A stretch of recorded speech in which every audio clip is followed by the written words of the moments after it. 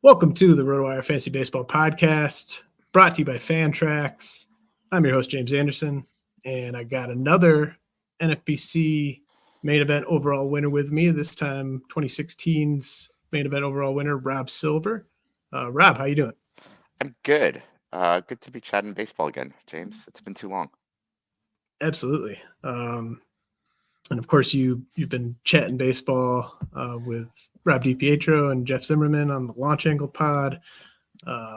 Good stuff as always over there. And I think you recently started actually doing some prep. So I did. I'll tell you an honest story, James. Your outline that you sent to me. The first question is, what drafts are you scheduled to do this year? And I was going through because for your pod, unlike the pod that I'm on, I try to be prepared and actually read the outline beforehand. And I'm like, wow, I probably should figure out what drafts I'm doing so I have an actual answer for James. So I just signed up for a bunch of drafts today in Vegas and got things going. So it's good. We're getting close. awesome. So what are you gonna do?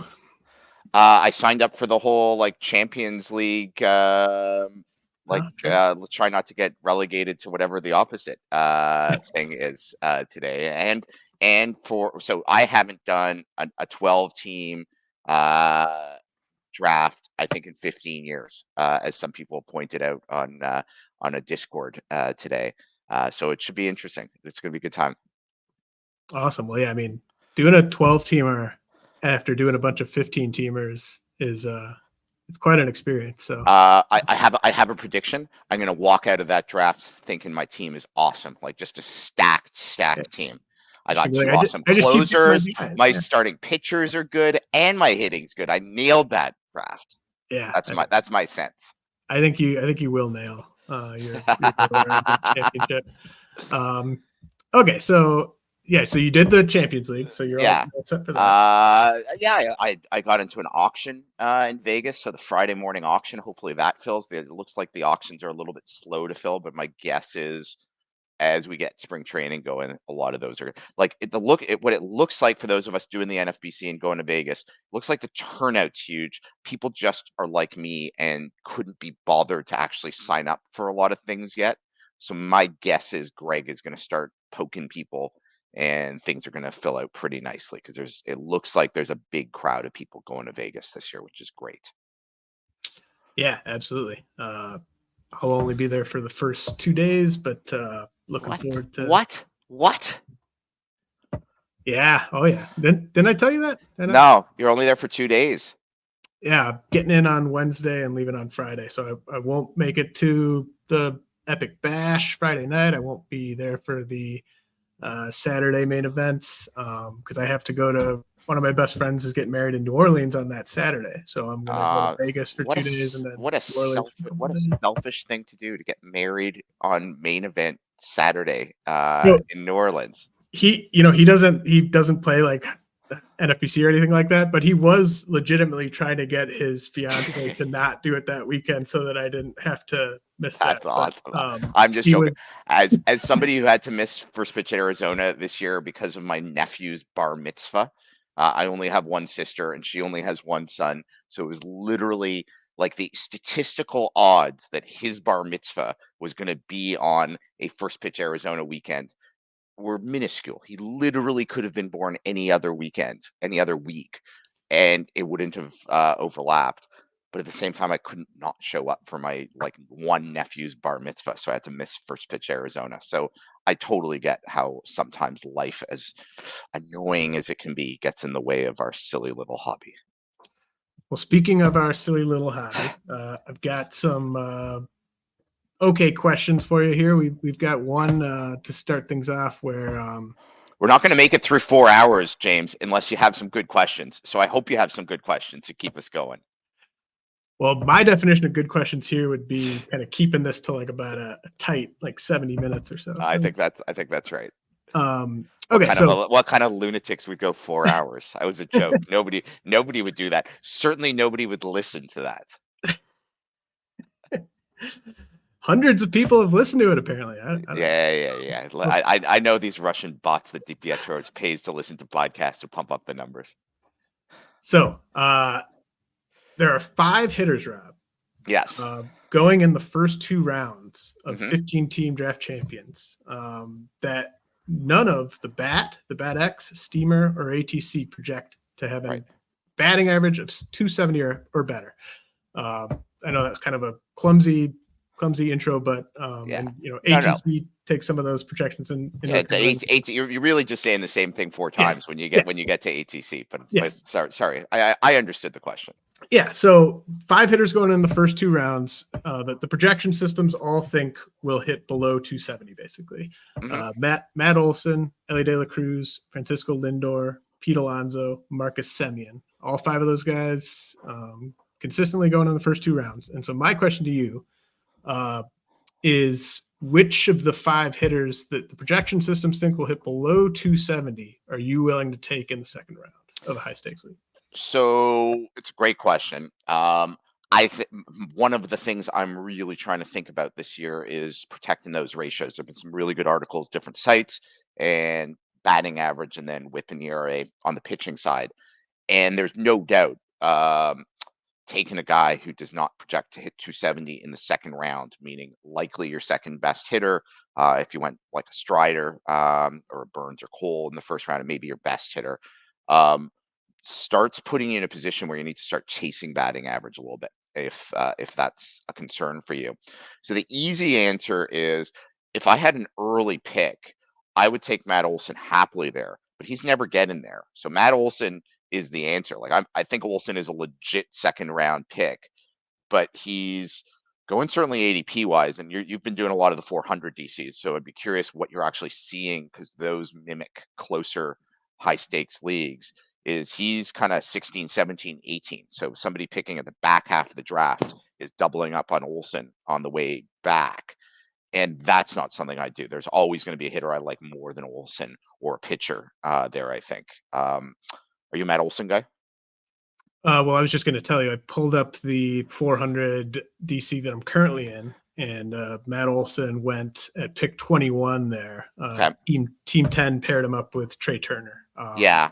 Which is a nice combo. So I certainly see the construct and the logic there. If he started getting to like 26, 27, which again he's just not doing in drafts. So I'm saying a hypothetical. Maybe in the main, when starting pitching gets pushed up, maybe he starts falling a little bit. There, I'd be tempted to pull the trigger. That's not a helpful answer to anybody, because I'm basically saying if you could do what you can't do, you should do that. Of the other guys, well, just quickly on Olson. So like I don't like him as a building block for like, the batting average part, and then this. So you're not only kind of chasing batting average, but you might have to be chasing speed depending on who you took ahead of him. To be clear, I don't love Matt Olson as a second round pick. The question is, who would I take? If he goes late enough, he becomes enough of a value. I agree entirely. I mean, the reason why the only real guy here who's an answer to me is Lindor, because at least Lindor deals with stolen bases. So you're behind a little bit on batting average, but everything else. Part of the challenge with Olson also is so much of his value is runs and RBIs. Now, runs and RBIs are categories for us, so we care about runs and RBIs. I don't love paying for elite runs and RBIs, guys, for a bunch of reasons. I feel if I'm doing well, I should be able to stream in to catch up in runs and RBIs. So they're worth what they're worth. The spreadsheet is the spreadsheet. I'm not discounting that. Yeah, so I don't love Olson, but if he started going 27 to 30, he's a nice value. Lindor is the one that I would consider at ADP. I could see myself pulling the trigger there. Elly is a pretty easy no for me in the second round. Pete Alonso's tough, man. Like some really sharp players I know are all in on Pete Alonso this year. Are you counting guilds there? Yeah, I mean, basically, if you're in a draft with him, you're not going to get Pete Alonso. What do you think about Pete? Is it basically the same issue as Olson? Yeah, it's just he's an obvious kind of, he's gonna have a better season than he had last year. But it's the batting average with Alonso, with Olsen, with all these guys, really, that's a problem for me. And then obviously the lack of speed with Olsen and Alonso. But at least with Olsen, you're in this insane run scoring lineup. And he doesn't have, I think, quite as low of a batting average floor maybe as Alonso. But honestly, the guy that prompted me to ask this question was Lindor, because so many, and you just answered it, like Lindor is the best answer to this question essentially. And I'm surprised that he's just so locked into the middle of the second round, given that he's basically, like, if you want to do really well in your league, you want to have a batting average that's a team batting average that's higher than what Francisco Lindor is projected to hit.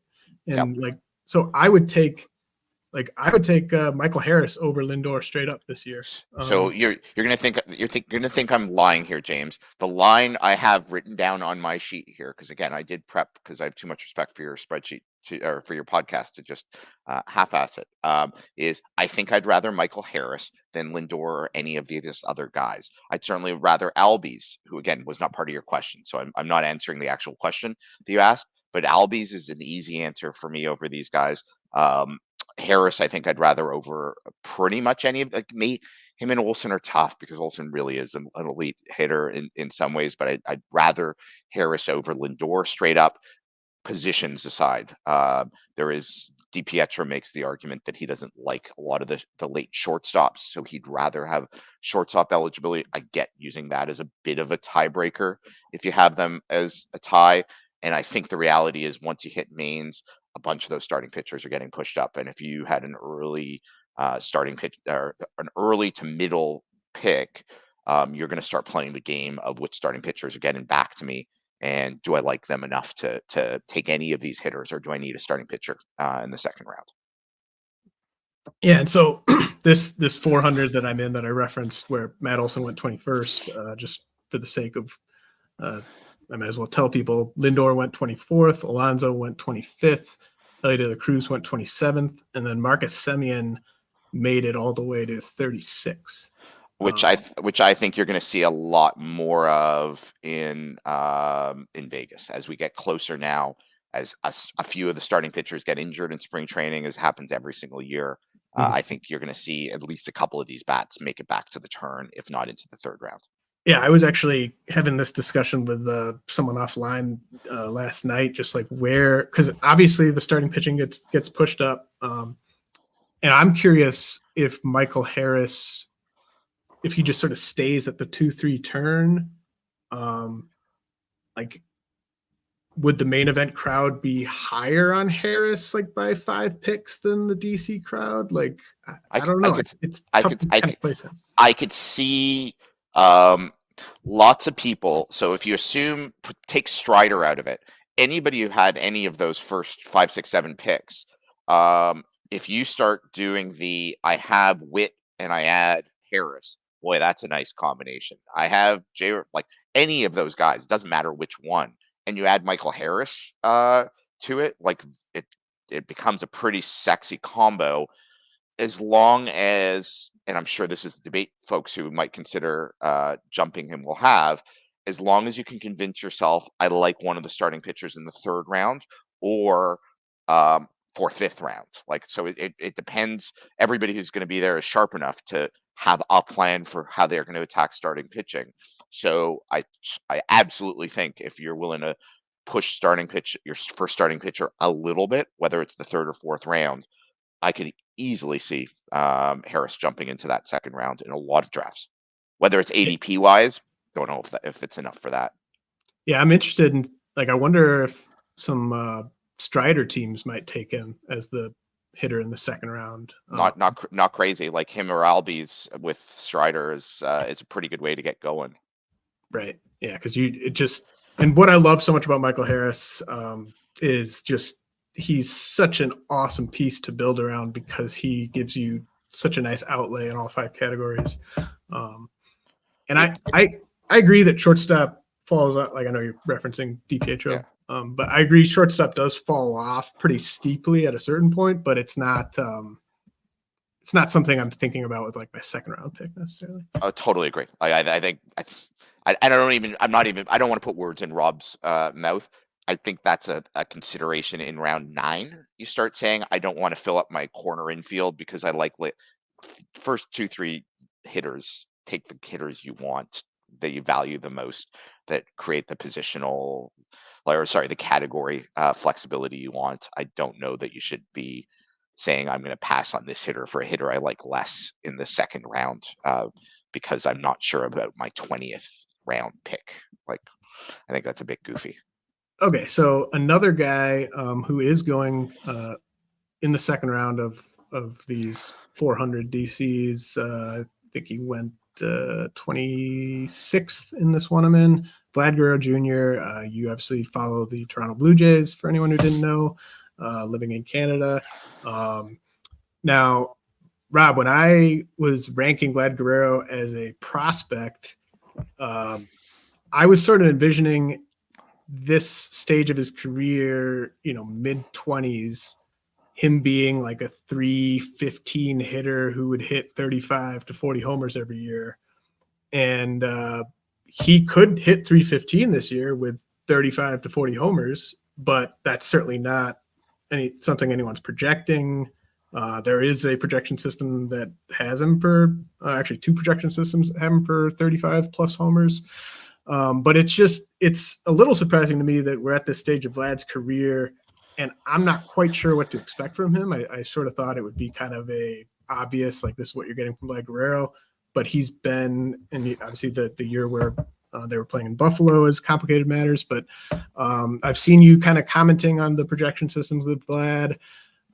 So I guess, what are you expecting from him this year? Other than, like, I know he's going to be durable. Like, that's one of his best traits, but like, what are you expecting from him in terms of production? Yeah, I mean, everybody always talks about the 2021 season because it wasn't just Buffalo. He was playing in Dunedin and he killed the ball. And defenders of Vlad say, yeah, but he was killing the ball.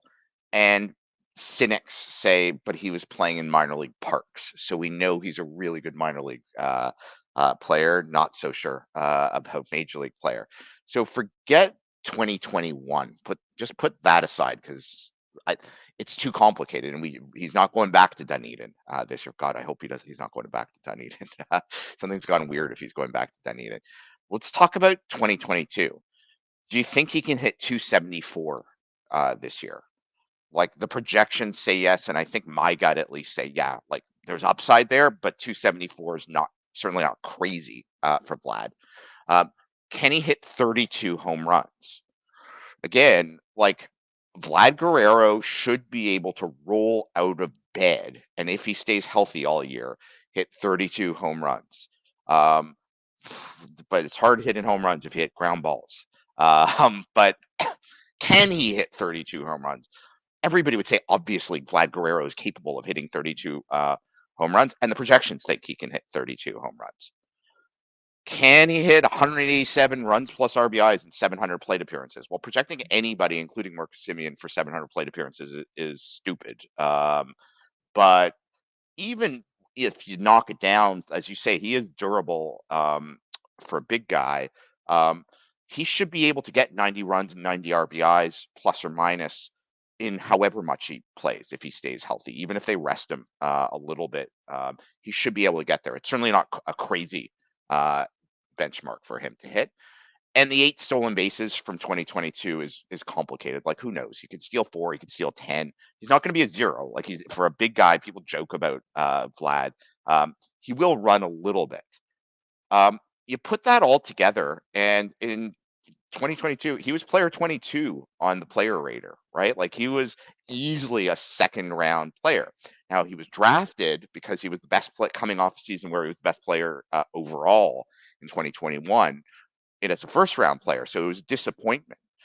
But that's nothing I've said is crazy, and there's obviously upside from there because every single stat that I've said, he could hit 330. Like, and I don't mean like if the baseball and the Babbitt gods smiled down on him. He's a legit guy who, if he hit 330, you'd be like, yeah, no, we thought he was going to be Miguel Cabrera, and Miguel Cabrera used to hit 330. He hits the ball hard enough, he makes enough contact, so that's not crazy. He could hit 40 home runs, and nobody would say, that's where did that come from? It's like, well, of course Vlad hit 40 home runs. He was a little bit better, and he hit 40 home runs. So I think his ADP is both a relatively safe floor with a fair bit of upside. Whether you should draft him or not, like, comes down to a whole bunch of things in terms of roster construction and so on. But he is different from the Matt Olson or the Pete Alonso from a batting average perspective. Like, it's not that Pete Alonso or Olson can't hit 270, 280. Of course they could hit it. It's that Vlad really should hit there. And I think we a year from now, we may look back and saying, well, of course Vlad is a 330 home run guy. So I have no problem with where he's going.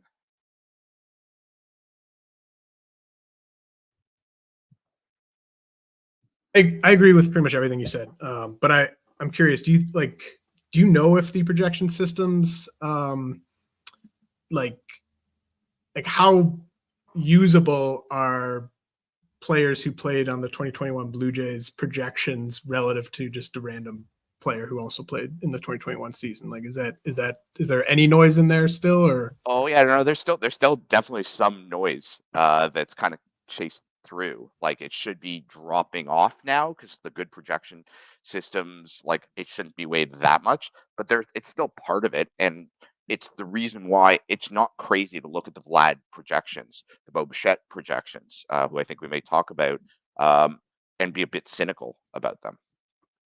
And I'm glad you brought up Vlad's 2022 season, because that's actually the line. Like, when I'm like looking at his past lines, that is the one that looks like I could see him repeating that season, and that would be sort of the least surprising season for him to repeat. If he repeats what he did last year, that would surprise me, and that would be kind of a bummer.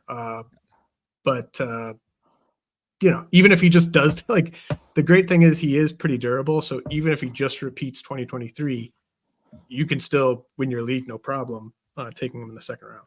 Yeah, it's a nice floor pick. And if you're somebody who's going into a draft and saying, I don't want to lose my draft in the first, second, third round, there's something to be said about just getting Vlad. And I know people say, but I need speed. I want speed.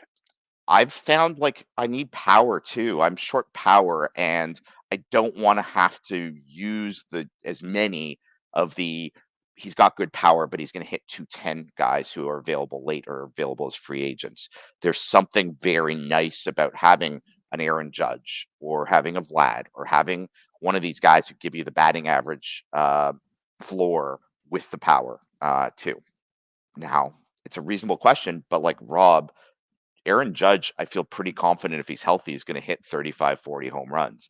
I'm not as confident that Vlad is going to hit 35, 40 home runs, even if he's healthy.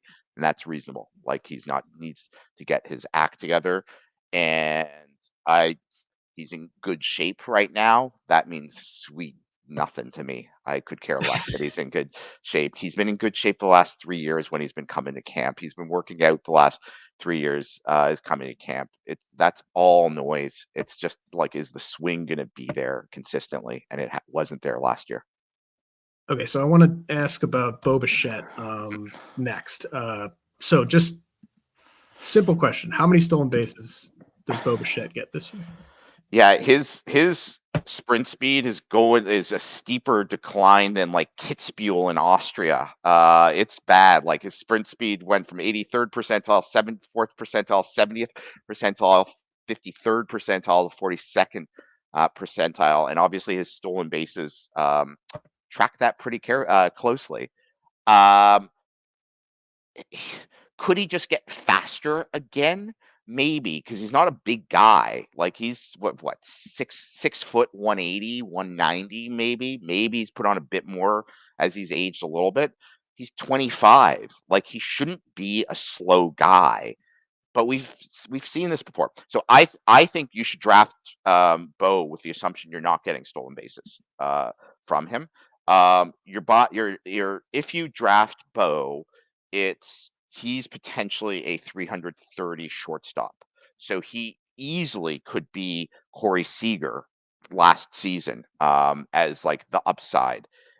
And with like a 10 to 15% chance that he decides to run again and steals 15 to 20 stolen bases in a way that Seager has never done that before. We know Bo could do that and has done it, but I would not draft him and count on getting more than 5-7 stolen bases with Bo. I think that the most likely stat to shoot up is batting average. Second is his power, and the stolen bases is way down there. That's just my sense. What's your view I think on Bo? he has a weird kind of body for a typical like mid-20s shortstop to me. It's kind of like a thicker waist. He looks like the type of guy where his athleticism would have peaked around like 21, 22 to me. Some guys that like peaks at different times, but like I'm with you. I am not factoring in stolen bases really with him. Like, I mean, he'll steal more than 0 bases, but yeah, I agree with you. The only thing I'd say, and I am not somebody who believes baseball players can just start trying or not trying, turning it on and turning it off. But there's a big difference between Bo Bichette free agent, who's a shortstop, versus Bo Bichette free agent, who you need to play at third or second or potentially left field by like year 3 of the contract. And if you accept what you just said and accept that the sprint speed is tracking a whole bunch of things that go into it in terms of athleticism, training, aging, and so on, there is as big an incentive for him to like reverse or at least flatten that aging curve for the next 2 years and say, I am a shortstop. I'm not sure he can do that because his defense is what's the word I'm thinking for that I can use on this podcast? Bad. We're not talking about Brandon Crawford. No, but like I can play 3-4 years more of shortstop and I'm athletic versus we're a smart organization. We're the Dodgers, or we're like a smart organization with lots of money, which all of them are in their own way. And we just don't think you have the athleticism. So we're knocking off $7 million a year from your contract because a Bo Bichette second baseman just is not the same guy. So there is a big incentive for him to get this back. I would not in any draft or in any auction pay a penny for that. That's just a reality, though. Yeah, I won't draft Bo Bichette, I don't think, this year. It would not, but it would not surprise me one bit if Bo Bichette does hit 330 and finishes as like a first round player. Like that would not shock me at all, but I tend to agree. So I want to ask you about one more player who was on the 2021 Jays. Yes.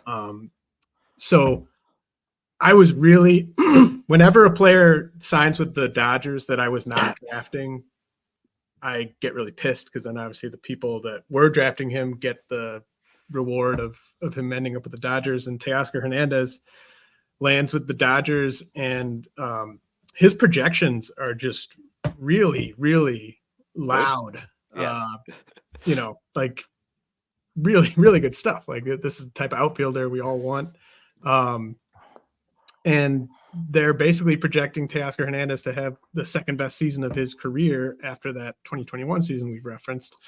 And I'm just kind of curious, as someone who watched a lot of Teoscar and knows about the Dodgers and what they're all about and everything, is Teoscar Hernandez about to have his second best fantasy season to date?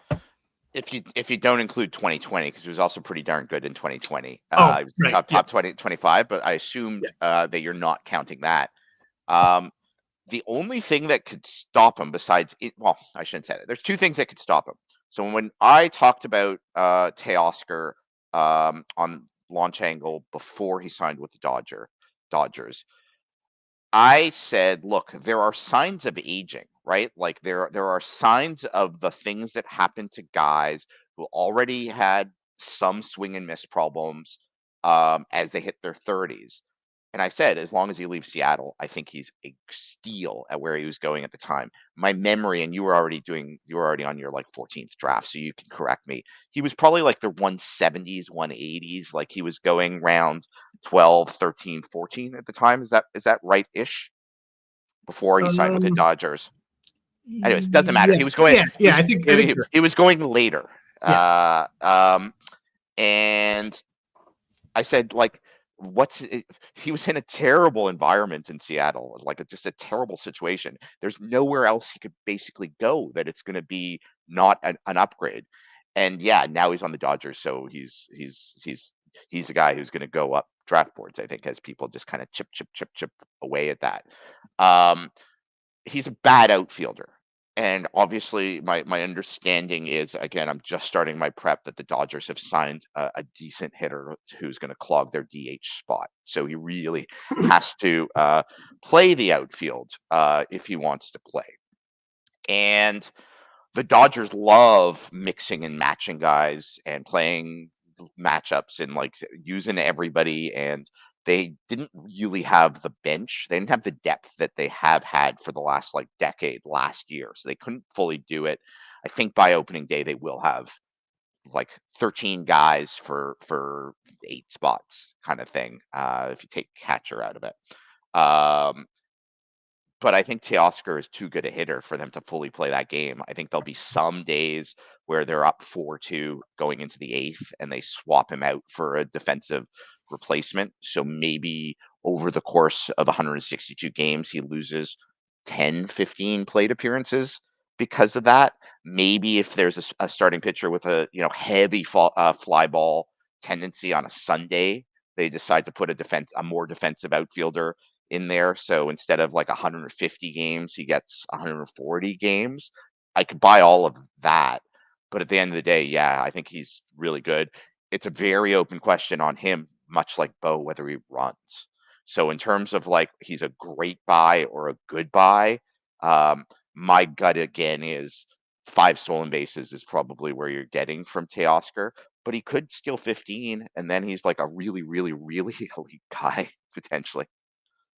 Yeah, I mean the declining plate skills and the bad defense were reasons that I didn't expect him to end up in this good of a situation.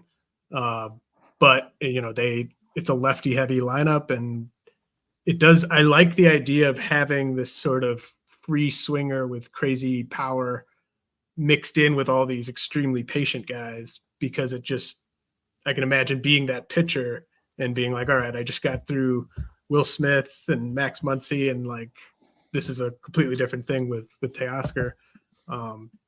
So yeah, I have not been able to draft him yet. He went in the 9th round of this DC I'm in right now, just after Lane Thomas, just ahead of George Springer and Jordan Walker. So let's play one of those name games. Of those 4 outfielders, who would you assume all 4 are on the board, and take category needs out of it? You're going to take one of these 4 guys. Who do you like the most out of those 4? It's between Hernandez and Springer to me, and I think I go Springer by just a tiny bit. But it's good that you're here, because you might have. I would have Springer 3rd of those. I would want. Would you go Lane Thomas? Either Lane or Teoscar. Okay. I worry about Springer's health. So my view on Springer will change if Justin Turner shows up at Jay's spring training in whatever it is, 2 weeks, and it's pronounced. My goal is to play 140 games at third base this year, and the Jays management says our goal is for Justin Turner to play 140 games at third base this year. And then I say, oh, that's really good, because that means Springer can DH for 30 games this year. So much of Springer's value from a fantasy perspective is as an accumulator at the top of a lineup. And geez, but for his body to hold up another year, having to play the outfield almost every day, if Justin Turner is really a full-time DH, is asking a lot of Springer. And his value I like Springer. It's not that I wouldn't draft Springer, so don't take this as he's dead to me at all. I also really like Teoscar. I also really like Lane Thomas. But if he has to play the outfield,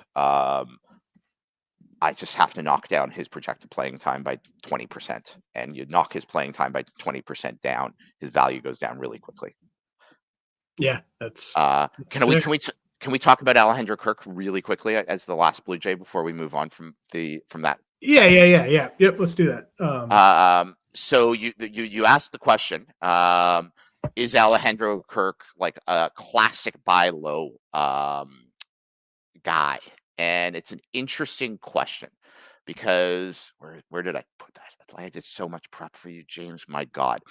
After going into last season, he was on a historic path in terms of best hitting. Here, sorry, I don't have it. Doesn't matter. In terms of best hitting catchers in their first 600 plate appearances who were under 23, it went something like Joe Mauer, now a Hall of Famer, Joe Torre, not a Hall of Fame catcher, but a really good hitting catcher when he was playing, Alejandro Kirk, and then it was like Johnny Bench and some other Hall of Famer. And you can laugh at that and say, ha ha ha, small sample size, like who cares? That's the hitter that Alejandro Kirk was going into last season. And it's easy to look right now and say, boy, the Jays really screwed up trading Marino. Like that's a mulligan they wish they had. And as of today, obviously it is. It wasn't crazy a year ago to say, like, you have Alejandro Kirk, you have Jansen, like, this is the chip you need to. This guy hasn't played in the majors yet. You cash that one in because Alejandro Kirk, if his defense evolves, is a potential, like, maybe not Hall of Famer, because you don't want to take any 23-year-old catcher and say this guy's on a path to being a Hall of Fame catcher. It's not fair to anybody, and he obviously wasn't Joe Mauer in terms of pedigree.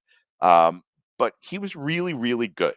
And then last year, his defense did improve a little bit. Like his catching was just getting very passable. But the bat just was a mess. Fast forward to this year. My answer from a fantasy perspective is he is a great buy low candidate as long as Justin Turner shows up at spring training and says, my goal is to play third base 140 times this year. And Jay's management says our goal is for him to play 140 games. Because if Justin Turner, again, coming back to my Springer answer, is locked in at DH, then the only upside for Alejandro Kirk to get more than 350 plate appearances for Danny Jansen to get hurt or traded. Now, Danny Jansen could easily get hurt. Why? Because that's what he does. He could also really get traded if the Jays are not in it. And I don't mean like hanging around the wild card situation.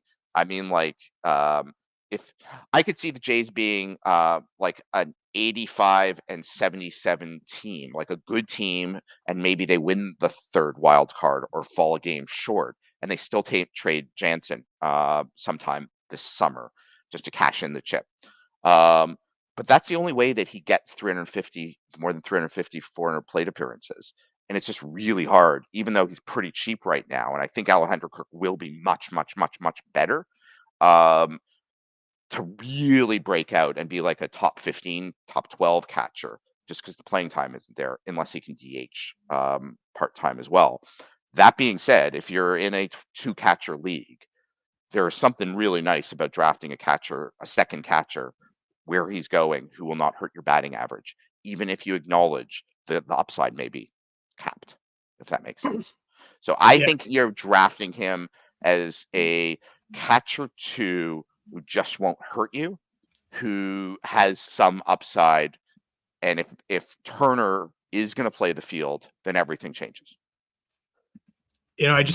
I think Danny Jansen got hurt while you were answering that question. It's possible, but it's only 10 to 15 days. He expects to be back real soon. Oh, well, that's good. Okay. Danny Jansen though is an awesome hitter too. So I hope that Danny Jansen stays healthy too. Last year was my last year doing Danny Jansen, I think. And I think I added and dropped him multiple times in the same league last year, which one does. All right, let's head to a quick message from our sponsors here. When we come back, I'm going to ask Rob who this year's Jeffrey Springs is going to be in Vegas, i.e. the player who surprises everyone by how high up boards they're going. But first, this is a great time to sign up for RotoWire.com. Just posted my second edition of rookie hitter rankings, including my player shares from 6 draft and holds and recent ADP. We also got ATC projections up on the site, which is awesome. So definitely a good time to sign up for RotoWire. Come hang out with me in the Discord room, rotowire.com/chat if you're already a subscriber. And this episode is also brought to you by Fantrax. Really excited to have Fantrax back as a sponsor. If I'm not playing on the NFBC, I'm playing on Fantrax. That's where literally all my dynasty leagues are, except for a couple that I have no idea why they haven't migrated over. But the reason all your dynasty leagues should be on Fantrax is because all the players are in the Fantrax player pool, which is a crazy concept, but Fantrax is the only site that actually has all the rookies, all the prospects, all the unsigned players, guys in Asia, guys that are waiting to sign as 16-year-olds. Fantrax has them in the player pool. So it's the only place to play Dynasty, really. It's great for redraft as well. Sign up for free today and be entered to win an official MLB signed jersey from Vladimir Guerrero Jr., who we just discussed. Simply go to fantrax.com/RotoWire and sign up today. That's fantrax.com/RotoWire. Fantrax, the home of fantasy sports. All right, Rob, we're back, and I teased it. I think it does that sound right to you? Like Jeffrey Springs kind of being last year's hype guy? And like Rasmussen, the two of them were both going crazy last year. They were every single one of us, I think. I shouldn't say every single one of us. There were many, many, many of us who were getting ready for like big drafts, late February, early March, and it's like, man, Rasmussen, Springs, 15th round, 14th round, this is awesome. And then the first mains. It's like 13. I forget what their exact ADP going in was. It's like I should jump them around. That's the only way I know I'm going to get them is jump them like 15 picks from where their ADP was. People saw the first round of ADP from the mains. It's like, well, if I want them now, I better go to the 11th round and then the 10th round. And it just got, I think some of them were going in like the 9th round by the time these were over. So I totally get what you mean here. Yeah. And then 2022 Byron Buxton is the name that I remember of like different range of the draft, but it was like you got to Vegas and all of a sudden he was going 2 rounds higher than he had been before Vegas. And it almost seemed like maybe a few people were doing it and people just kind of followed in line like, oh, I got to get a Buxton share. And I took it defeats the spirit of the question to answer like Wyatt Langford or Jackson Holiday if there's news that they've made the opening day roster, because by definition that will shoot them up. But the world has changed at that point, so it's not really the spirit of the question. It's the player where it's just like he is who he is. Yeah, you're just like, whoa, like I didn't know I had to take him there. So who's that guy this year? And I have 2 guys. One, though, you ask a question later on. So when we ask the question, you know who I'm talking about. I know exactly what you're talking about. The pitcher who I think could easily be that guy if he's healthy and looks good in spring training. I'm going to answer Jarren Duran from Boston. I think he will be a 10th round pick in at least one main event and could easily go around the Springer type of range if he's smoking the ball in spring training and the Red Sox come out and say he's our leadoff hitter. He's going to lead off against lefties, against righties. He is on top of this lineup. I think there will be a ton of people who show up and say, well, then there's no way that he's not like a legit 2020. Like he's this. Wow, I don't need speed in the first and second round. I can go Judge and Vlad, and I got Duran coming up in the 12th round, then 11th round, then 10th round. And it's not like I'm picking up Ruiz. Like I'm getting home runs. He's a second, third round player that I'm getting in the 10th round. So I think Duran is going to have a ton of helium coming into Vegas. Yeah, that's a really good answer. He went in the 11th round of this. Oh, see, now it's not that bold. I thought I was being bold, but it's already happening. And I was going to just say, like, I don't think he needs I think he just needs to not suck in spring training. There you go. and he's Okay, going to be going to the ninth round. if people are rolling their eyes listening to this, saying, "Rob, that is the lame. I can't believe you said that." He's already. I thought I was being bold saying that. No. So I mean, I apologize. understood what you like. Yeah. Because so he's going in the 9th round. Forget the 10th round. The 9th round. I have to make it bolder now. And it's easy to see how that would happen with Duran. Who's your guy? Bailey Ober. Oh yeah, that's a good answer. That's a good answer. That's a really good answer.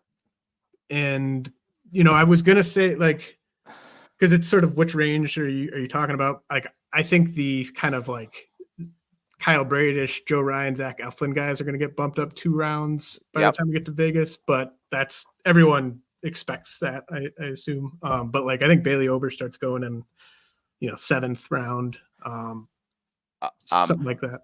So I think that Bailey Ober is a case of, and there's always 1 or 2 guys like this every year, is Steamer comes out first, and people look at the Steamer projections, and even people who aren't like projection, quote unquote projection guys, look at the Steamer projection, and even if we say don't look on ERA, look at the underlying skills, it's like a 4.26 ERA, and you look at that and you're like, man, that's not very good. Remember when we were talking about Ober on Launch Angle? All of us were like 4.26. That seems like crappy. Like what? And everything that's come out since then, it's not a lot better, but it's better enough that I think people are going to get excited. Some of the stuff plus models like Billy Ober, I take it. So yeah, that's a really good answer. I could easily see people thinking I'm going to be sneaky, and then keep getting less and less sneaky as it goes up. Where do you think he lands in terms of ADP by the time we get to Vegas? I think just inside the top 100. Yeah. And it's to me, it had to be like a starting pitcher or a speed guy, because when the runs happen, you start looking down at whatever you're drafting off of, and you're like, oh crap, like where do I go now?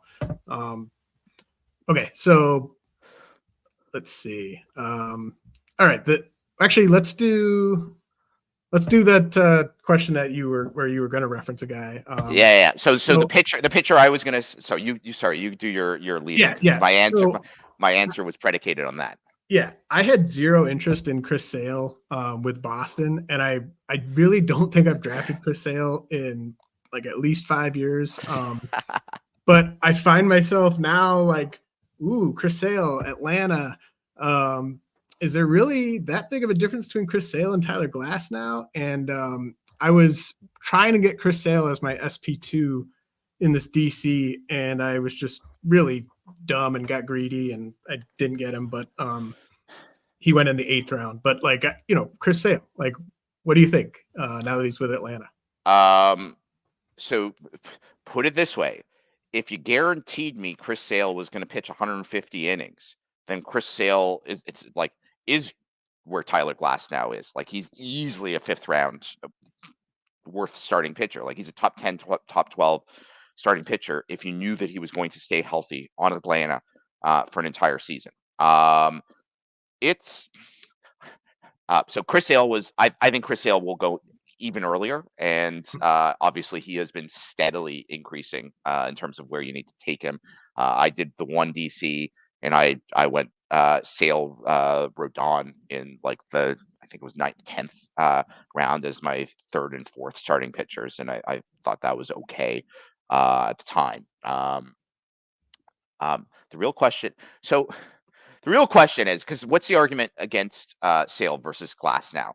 Is, well, Sale is older, and there's no doubt that's a real thing, and he's been hurt.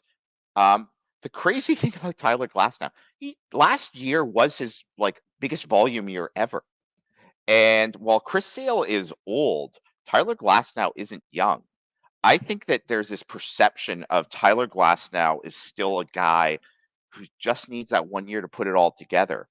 How many pitchers really put it all together when they're 31 for the first time? And I'm not saying it can't happen. I haven't done a deep dive. I'm sure there are pitchers who have had the exact kind of injury history of Tyler Glasnow. Nobody's going to argue against the stuff of Glasnow. It's obviously on a pitch by pitch basis, like on a per inning basis. Glasnow is not quite Jacob deGrom, but he's not that far behind in terms of how good he is in terms of results and stuff. But it would be like if Tyler Glasnow makes it through a 32 start season and is what people think he could be, there can't possibly be that many people who have done that at his age for the first time. If you look at Tyler Glasnow's like innings by year, you would think that he was being converted from a reliever to a starter this year. Yeah, and the thing is, like, the Dodgers have a history of taking guys who have been mediocre and making them really good. They've never shown they have this magic health tree. So I get the people who have been saying, yeah, but his injuries are fluky and he should be okay. And yeah, I'm not anti Tyler Glasnow. But if Chris Sale is healthy in spring training, I think the likelihood of him hitting 150 innings are certainly no lower than Tyler Glasnow right now. So I don't think the premise of your comment is nuts at all. And as you've researched, or not that you had to do a bunch of research for this, but like you want pitchers on good teams. Yes, because yes. That's 20% of the pitching categories of wins. See, James, this is how you win the overall: is doing deep insights. Like you crunch the numbers.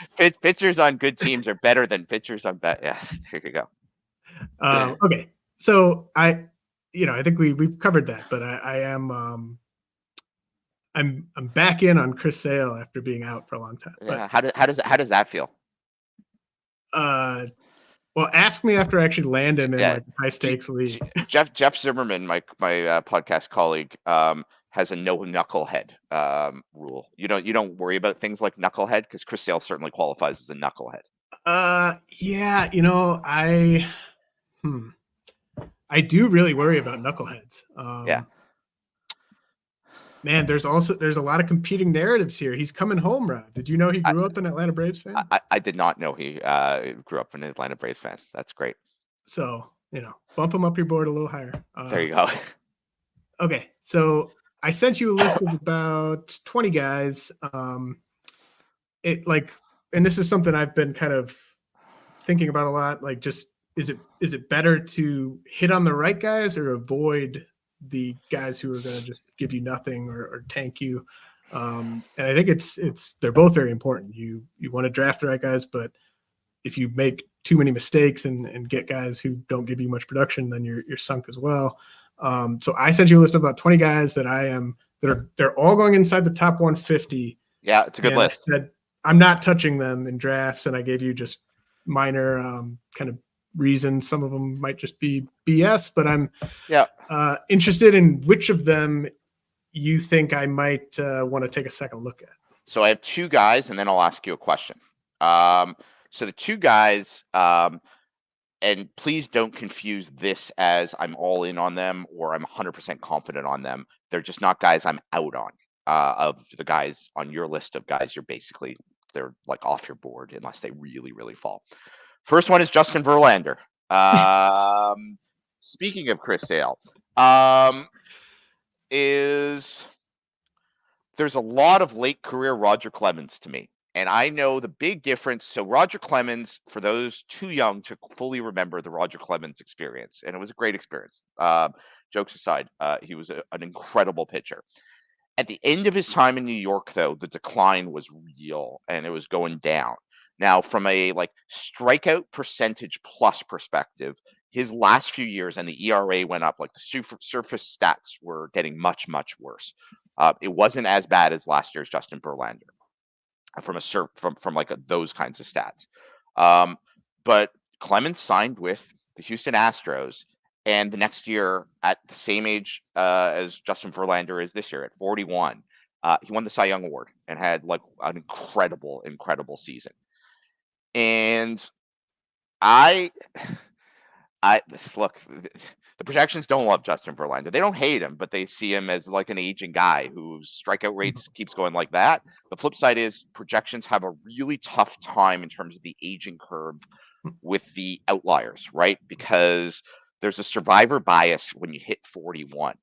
It's like, how do you have an aging curve for a guy who a major league team still wants to employ and is pitching at this kind of a level at that age? There's no curve because it's so few of them who do it.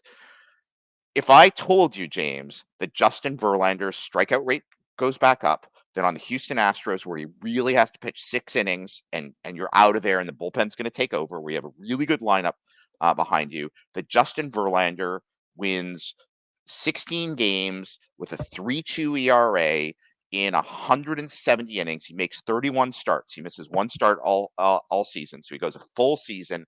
And in those 31 starts, he pitches 178 innings and has a 1.15 WHIP and finishes as a top 15 starting pitcher.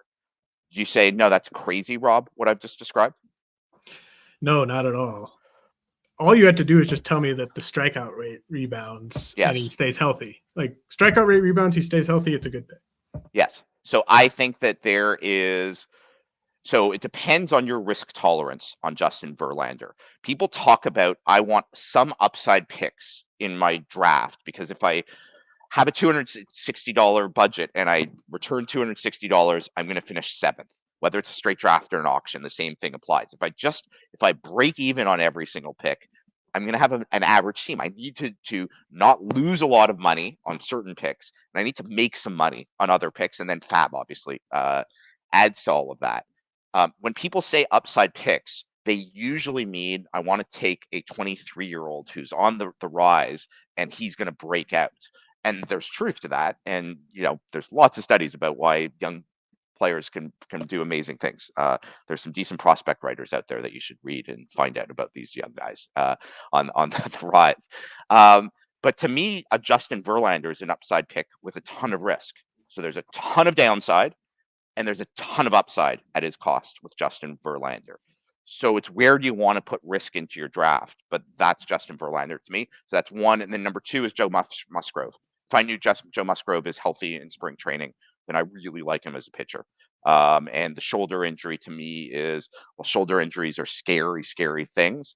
I just need to see his velocity in that first game in spring training. If Musgrove is healthy, I think he's a really good starting pitcher. And unfortunately, his ADP will go up because I'm not the only person who feels that way. So can I ask you one question about your hate list that'll give away two more names? Which of these 2 players is more likely to finish as a top 25 player this year? Jazz or O'Neal Cruz?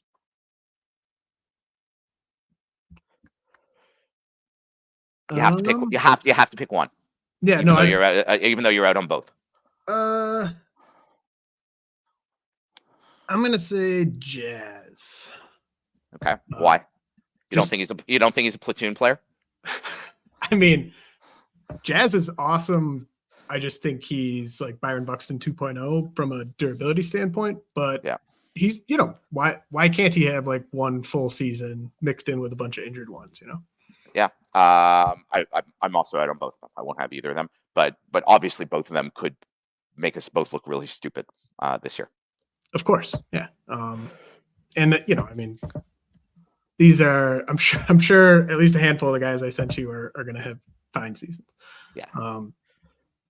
Now, before we get to the exciting third base sleeper series, I just want to get a quick check-in with you on where you're at with Alek Manoah.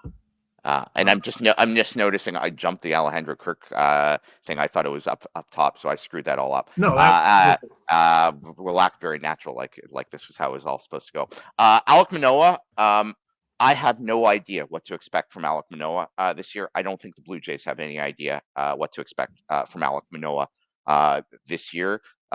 His Instagram posts make it look like he's in good shape, but he's one of those guys.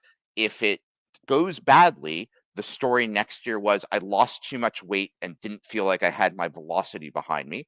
And if it goes well, it'll be because he got into great shape. And the problem is, if he looks really good in spring training, he looked really good in spring training last year. He struck out 21 guys in 20 innings last year. Yeah. There was no reason to be concerned coming out of spring training about Alek Manoah. Was he a big boy coming out of spring training? Yeah, he was a big boy the year before that. So, like, Here's the thing with Alek Manoah. He's going cheap enough that you could draft him as your 8th or 9th starting pitcher and have him on your bench.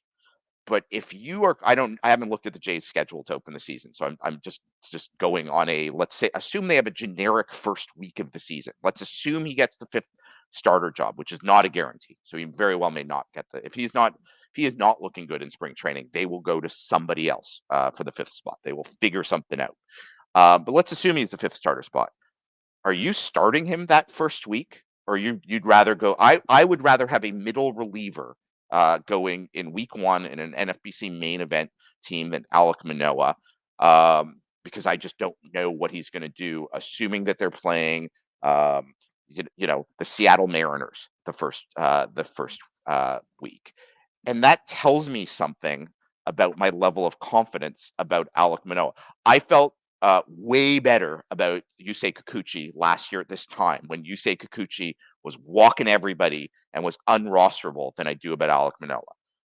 But would it shock me if Alek Manoah is good again? It wouldn't shock me. I just don't understand what's going on with dude. Dude, there's a lot going on there. It wouldn't surprise. Honestly, James, it wouldn't shock me if the Jays send him to minor league camp 10 minutes into pitchers and catchers reporting. It also wouldn't surprise me if he gets AL Cy Young Award votes this year. Neither of those would surprise me. So I'm not being flippant. I'm not being evasive. I have no idea, and I really don't think the Blue Jays do either. Well, part of the reason that I'm the host is I can report back to the listeners and say I saw a really cool video of him the other day. He jumped over some high ropes that were hanging, and then he jumped to the side over a rope, and they jumped up on a big box. Yeah, and it was pretty cool. He was pumped about it. And I can tell you that if he lines up as their 5th starter, his first start will be at Houston. So you're definitely not starting Alek Manoah, but that's reasonable. But my point in using that is I always use that as a gut check. If I would not consider putting them into a lineup, for Houston, there's lots of people you wouldn't want to start. If I wouldn't want to start him against the average lineup, that tells me my level of confidence in a player. And I can also say that I think I've got him on 2 NFBC teams, and I think in both cases I took him as a bench pitcher, so I didn't even take him as one of my first 9 guys. In a DC, if you have a pretty good starting rotation and you just want I need obviously it's a DC, I need lots of arms, and I want a couple of upside darts because I have a pretty stable set of starting pitchers. I totally get, because there is a 25% chance that he's very good again, because he was very good 12 months ago. Okay, Rob, now's the exciting part of the show.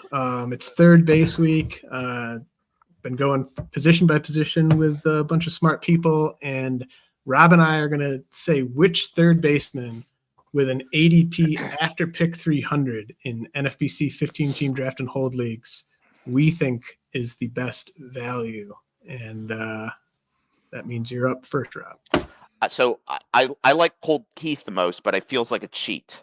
Can I do Colt Keith, or that's you can totally do Colt Keith. But I'll do somebody else too, really quickly. So how high are you on Colt Keith now that he's signed the contract and almost certain, unless he really sucks in spring training, I assume he's on their opening day second baseman? Yeah, I mean he's okay. Not a big fan. I like him a lot in Dynasty. Just the no speed, the park. I'm not head over heels for him in redraft, but I think he's fine right now. Interesting. Okay, well, I'll have to dig into that more. So before I give the answer, can I say one of the craziest? We still have minutes left. We're not at the 4-hour mark. No. So this is not my answer. One of the craziest things about projections this year is Anthony Rendon's projection. I don't mean fantasy projection. I mean real baseball projection. So I'm not going to pick on Bad X, but because they're all sort of the same. So Anthony Rendon on the Bad X projects as for a 339 WOBA. For those of you who don't pay a lot of attention to WOBA, because most of us don't play in WOBA leagues with WOBA as a category, That is the 62nd best hitter in baseball, Derek Carty would say. Let me read you, because 62 doesn't sound like a particularly impressive number. Let me read you the hitters who are both just before and just after Anthony Rendon, who honestly, like, if he didn't have the contract right now, I don't think would be a non-roster invite on most teams. So Luis Robert, Logan Hoppy, Matt McClain, Yoshida, Tristan Casas. Those are the guys just before Anthony Rendon. The guys just after Anthony Rendon, Christian Walker, Francisco Lindor, Spencer Torkelson, Nate Lowe, Ryan Mountcastle, Carlos Correa, JT Realmuto, Eloy Jimenez, Josh Naylor, Jake Berger. Like, these are really good hitters. And the idea that Anthony Rendon is still in that league is nuts to me. I know, like, you can't pick and choose things to rail at. He hasn't had a WOBA anywhere close to that since, I think, Barack Obama was president. Like, it's incredible that he's did that. My actual answer, I really like Willie Castro as long as the Twins don't bring in another hitter. It's disconcerting drafting sometimes, like, utility guys, because you don't know where they're going to play and how they're going to get into the lineup exactly. But it's a long season, and I think Willie Castro is good enough, and there's enough platoon situations in Minnesota, and it's a good enough lineup. Like, I think it's going to be a sneaky good lineup in terms of actual results. That I quite like Willie Castro as my answer if I can't take Colt Keith. Well, I like that answer, and I will say third base of all the positions we've done, to me, I think it's the deepest position past pick 300. Yep. I like a bunch of these guys at their cost. I'm going to say Yoan Moncada. Interesting. So you buy both the hard work and that God has a plan for him and that he's going to be back this year. He just strikes me as a contract year guy. Yeah.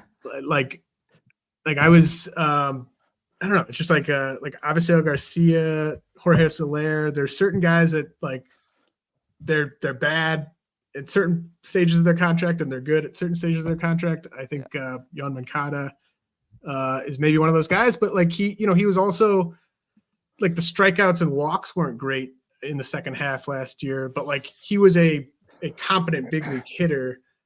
And I just think he's going to play. I think they're going to play him every day. 20 homers, like a 250 average, like, and that lineup is terrible. So where's he going to hit? Like, I don't know, third, fourth, something like that. Yeah, if he stays healthy, he will play. No, there are a lot, but like Brett Batty, it's not crazy that I can create a scenario in my head that he puts it together. What's your Tyler Black take? Ooh, I don't like being asked that question because I don't like. I think I've said this before. He's the toughest prospect for me to rank, of all prospects. Yep.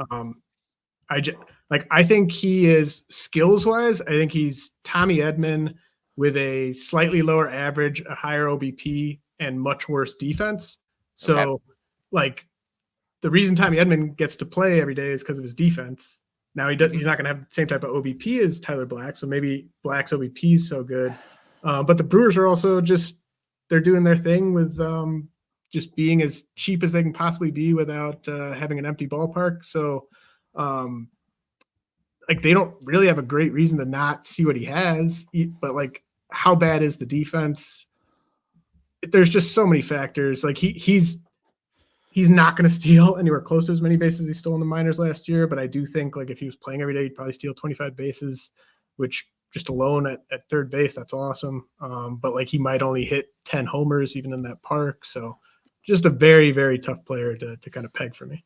There's no doubt. And the other guy that's interesting to me there, especially in fab leagues where you can dump him and move on, is DJ LeMahieu. If he is hitting leadoff for the Yankees, which seems nuts, but